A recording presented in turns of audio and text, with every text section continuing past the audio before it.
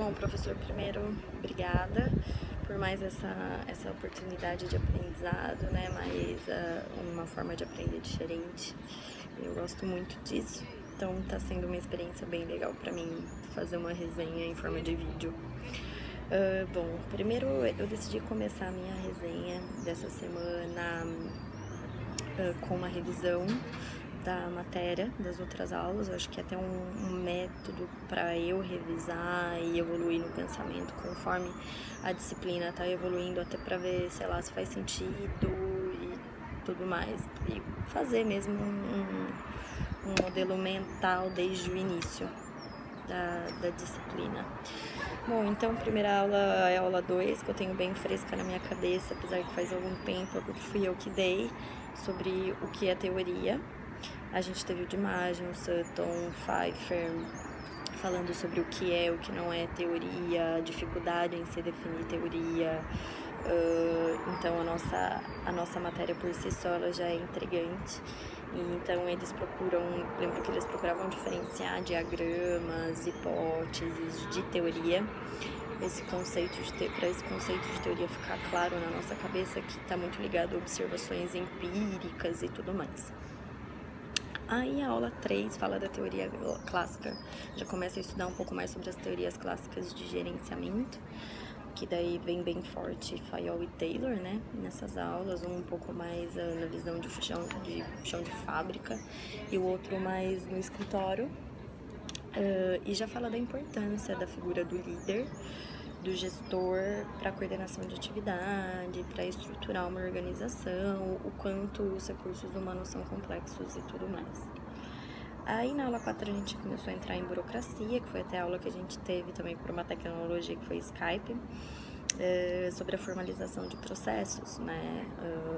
Reter conhecimento, evoluir no conhecimento dentro de uma organização é graças à burocracia, né?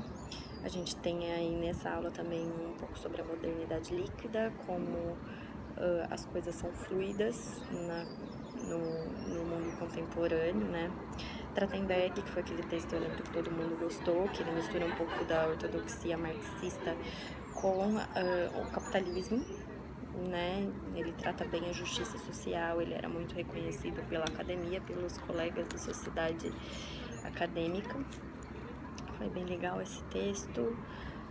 E depois a gente volta para a teoria clássica de gerenciamento, Barnard, Maslow, McGregor, falando que a liderança trazendo uma visão um pouco mais avançada, se pode dizer assim, sobre o papel do líder, do gestor, falando que a liderança pode ser aprendida, não necessariamente é algo que nasce com a gente, mas que a gente pode aprender, pode ter treinamentos nesse sentido e tudo mais.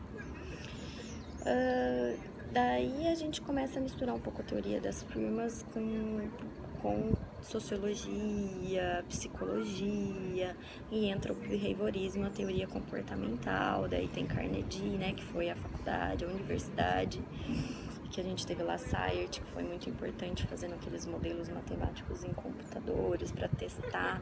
Eu sinto que ele traz a ciência social, ele consegue fazer a ciência social ser um pouco mais experimental, né? Não só qualitativo, mas um pouco quantitativo também. E a aula 7, que fala sobre economia organizacional, que entra daí custos de transação, que é a mistura de economia, de teoria das firmas com teoria comportamental, é um pouco da mistura de tudo, fala muito dos custos de transação, de contratos e tudo mais. Eu estava vendo em mente, a gente vai falar até de institucionalização, que eu acho que daí entra bem essa parte aí, né, que é uma parte de regulamentação e tudo mais. E a aula 8, por fim, a aula 8, que seria a resenha dessa semana, que é a teoria de dependência de recursos e ecologia orgânica. Eu quero entrar um pouco mais a fundo nos autores dessa aula. Hannan e Freeman falam primeiramente sobre a inércia estrutural e a mudança organizacional. Eles tratam muito essa inércia organizacional como talvez a gente faz alguns modelos de gestão e eles ficam no papel, mas eles têm que ser reproduzidos. E essa reprodutibilidade às vezes ela mesma faz com que a empresa fique muito enrijecida e resistente a mudanças. E isso é muito prejudicial, porque hoje em dia as empresas, elas precisam, as organizações, mais do que nunca, elas precisam reagir rápido às mudanças do ambiente, porque senão vem empresas novas, se instalam de forma barata e começam a concorrer com ela. Então elas têm que saber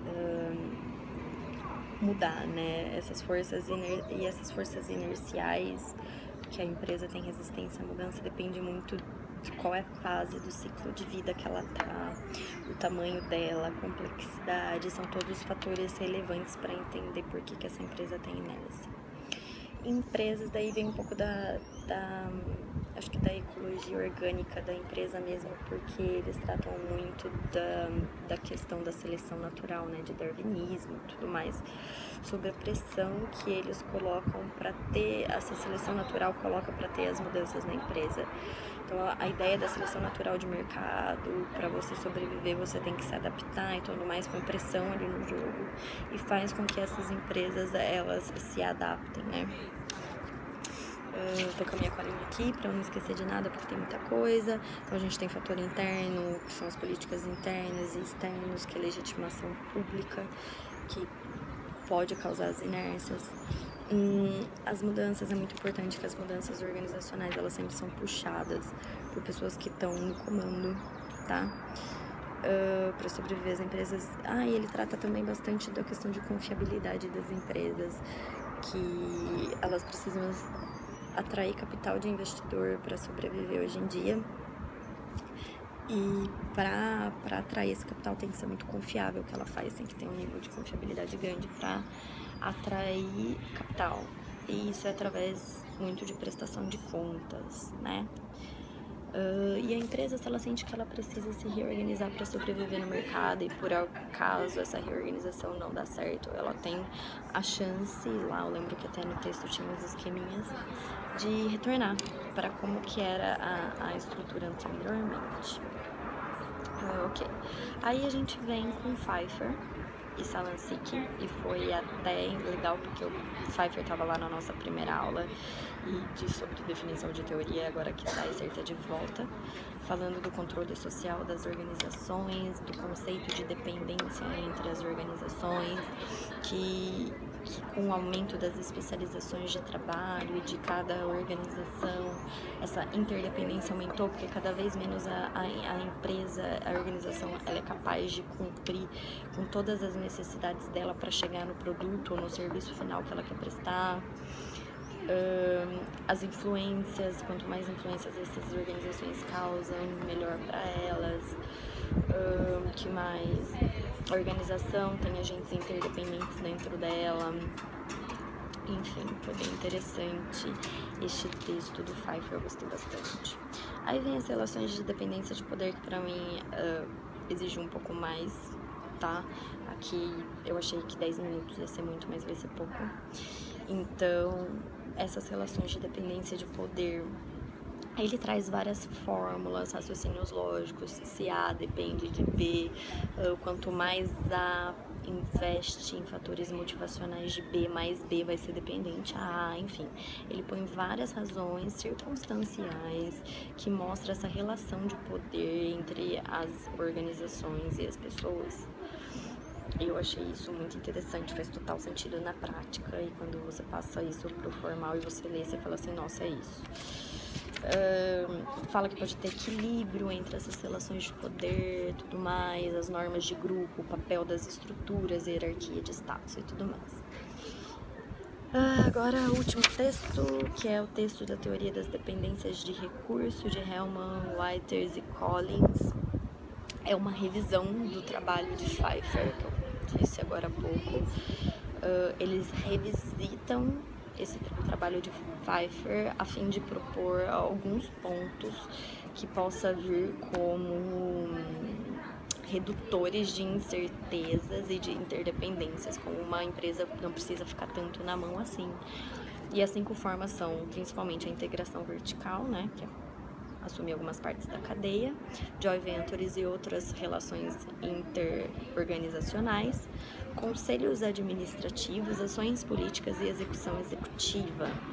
e no texto ele traz um pouquinho mais explicado, e eu acho muito legal que todos eles deixam claro que daí vem as teorias das redes também, que tudo isso tem um campo muito grande ainda para ser estudado e ser explorado. A cada um desses pontos a gente tem muito para explorar e estudar, então acho que dão bons trabalhos.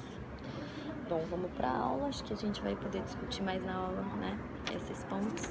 Mas obrigada mais uma vez pela experiência, eu queria falar mais, mas eu não tenho tempo, eu tô com medo de você desconsiderar. Então é isso, obrigada, professor, até amanhã.